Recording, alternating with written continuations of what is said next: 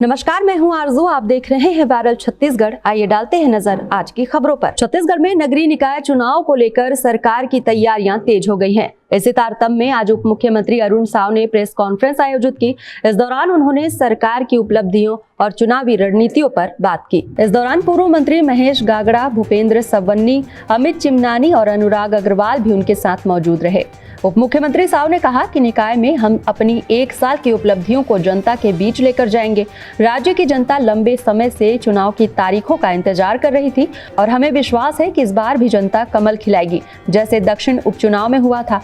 उन्होंने कहा कि चुनाव को एक साथ कराने से संसाधनों की बचत होगी, क्योंकि पहले अलग अलग चुनाव के कारण 80 दिन तक आचार संहिता लागू होती थी। हमारी सरकार ने वन नेशन वन इलेक्शन की तर्ज पर एक साथ चुनाव कराने की मंशा जाहिर की थी और यह पहल जनहित में है। साव ने कांग्रेस पर निशाना साधते हुए कहा कि कांग्रेस की सरकार में शहरों और निकायों की स्थिति खराब हो गई थी। कांग्रेस ने बिजली, पानी और सड़क जैसी बुनियादी सुविधाओं को नजरअंदाज किया था।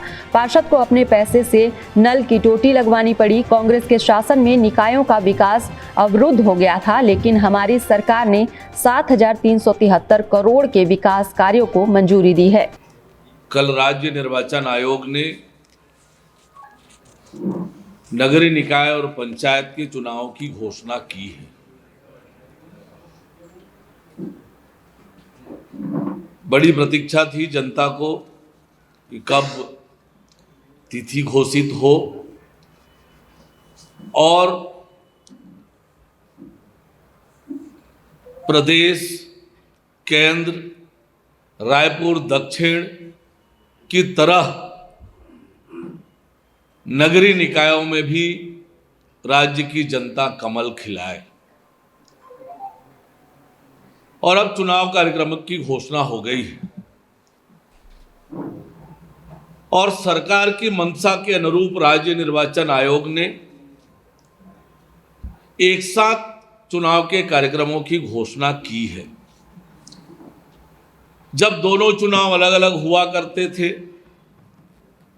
तो लगभग 80 दिन आचार संहिता लगता था और इस बार लगभग 35 दिन में ही दोनों चुनाव संपन्न हो जाएंगे। और इसके क्या लाभ हैं, बहुत आसानी से आप समझ सकते हैं।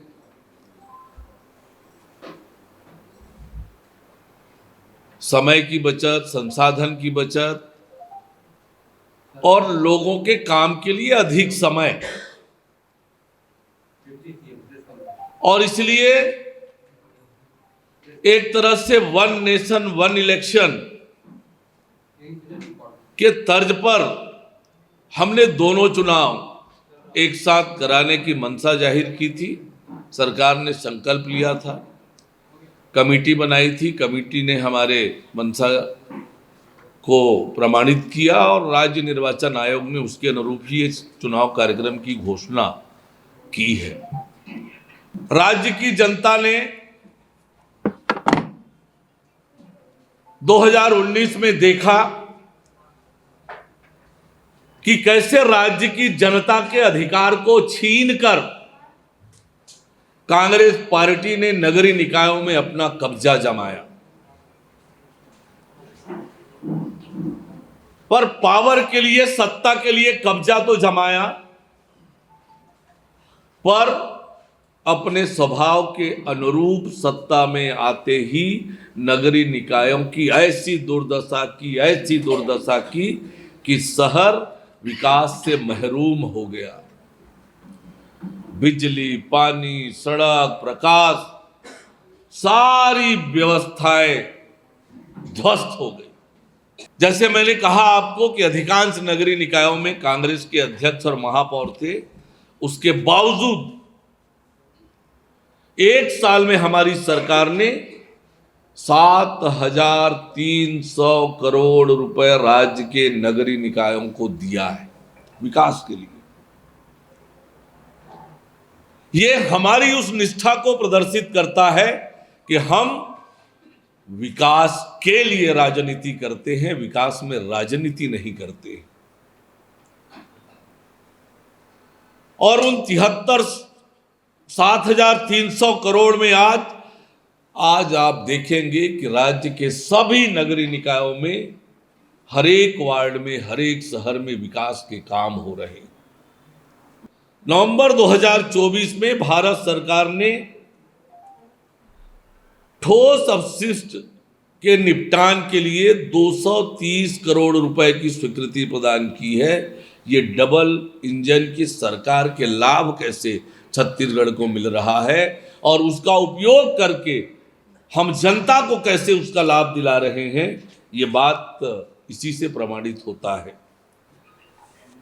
कांग्रेस की सरकार जैसे आपने देखा है